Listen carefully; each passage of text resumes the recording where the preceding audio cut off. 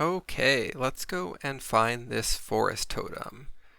Let's go and have some Java beans and some coffee so I can find it faster. And oh, here it is.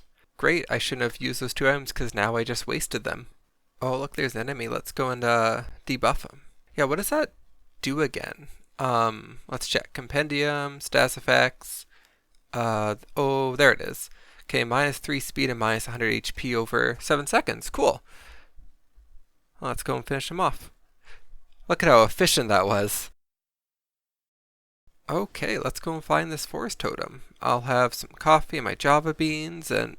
Oh, there it is right there. Awesome. Oh, shoot. Let's quickly go and finish these guys off. Coming everywhere. Oh, gosh. Oh, look, I got a status effect for that, too. What's that do? Oh, cool. And nice, I still have a few seconds left on both of those status effects. That's awesome. Hello, and welcome back to another development video.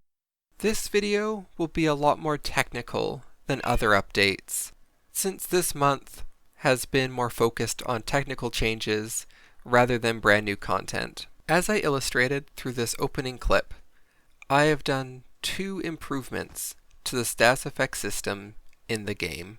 If I go and use, let's say the catnip here and a beer, and I move my mouse over top of these status effects while holding the search key, you can now see what that status effect does and the total time remaining without having to shuffle through a bunch of menus.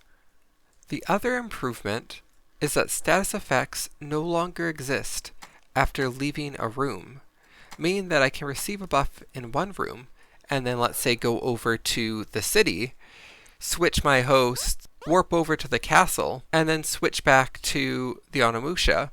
I still have those status effects. This improvement allows players to be able to switch around rooms and continue on exploring without feeling like they wasted any items. Playing around with these status effects allowed me to create a host I was wanting to make for a while. The host is the Sea Sorceress, who always has a status effect linked to her. If I check the info of the effect, you can see that she is chilling, offering 5 defense, but rather than a time remaining, the effect has a percentage. As I move her, the percentage decreases along with her defense. Once the percentage reaches 0, she begins boiling instead of chilling. Boiling increases her speed, and the more she moves, the more her attack increases. Just like the states of matter, when she stays still, she has more defense, but when she moves, she is quicker and does more damage. When she is chilling, she will throw an ice cube to deal damage, and her special freezes enemies, preventing them from moving. When she is boiling, her special attack shoots a geyser of boiling water around her, and her basic attack is shooting rays of steam. Likewise, when left to be her own AI, if she is chilling, she will function like the Guardian, staying still and attacking nearby enemies. If she is boiling, she will function like the Barbarian, actively seeking out enemies to attack.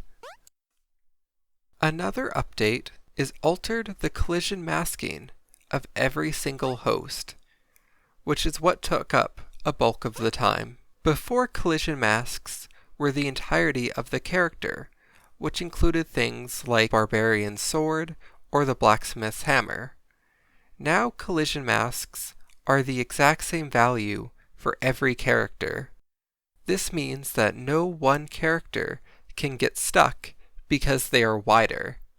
It also allows for a more normal looking isometric design, where hosts can walk in front of the wall, rather than, let's say, the baker's hat hitting the wall, or the blacksmith's hammer, or the barbarian's sword.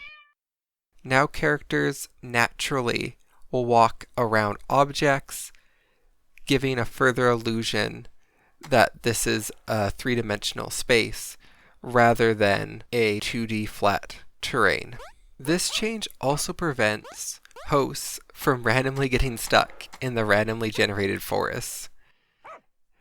How the RNG forest works is that the game randomly will place items, enemies, terrain.